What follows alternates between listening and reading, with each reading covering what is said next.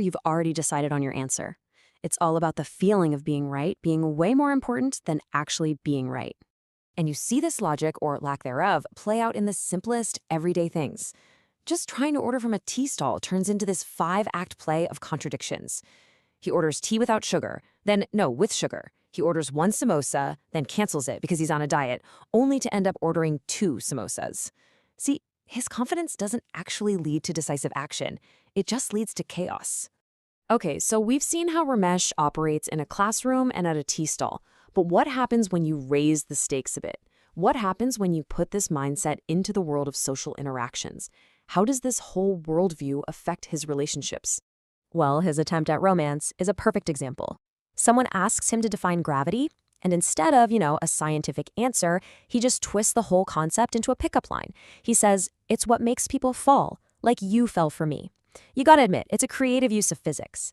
But then, boom, a direct challenge. A question you can't really spin. Pooja asks him, straight up, "What's your IQ?" She's asking for a number, right? A piece of hard data. And his response is a masterclass, an absolute work of art in Rameshian logic. High, very high. The results just don't show it. And there it is. He gets to claim he has a high IQ without ever needing a single shred of evidence to back it up. The confidence stays perfectly protected.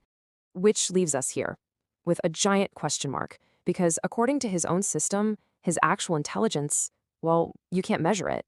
It just exists as a belief in his own head, completely separate from anything you could ever test or prove in the real world. His friend Suresh offers up a little, let's call it, anecdotal evidence.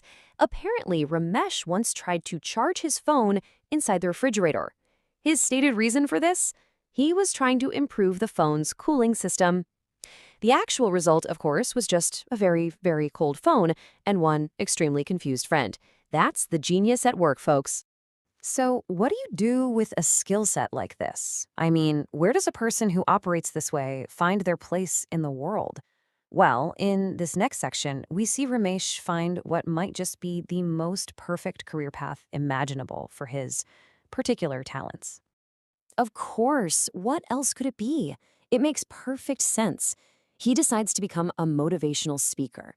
I mean, who better to teach the world about the incredible power of pure confidence than the one man who has absolutely nothing else to rely on? And get this, his opening line on stage it's just perfect. He looks out at the crowd and he says, "If I can survive without logic, you can do anything." He's not even trying to hide it. He's taking his biggest flaw and turning it into his greatest strength.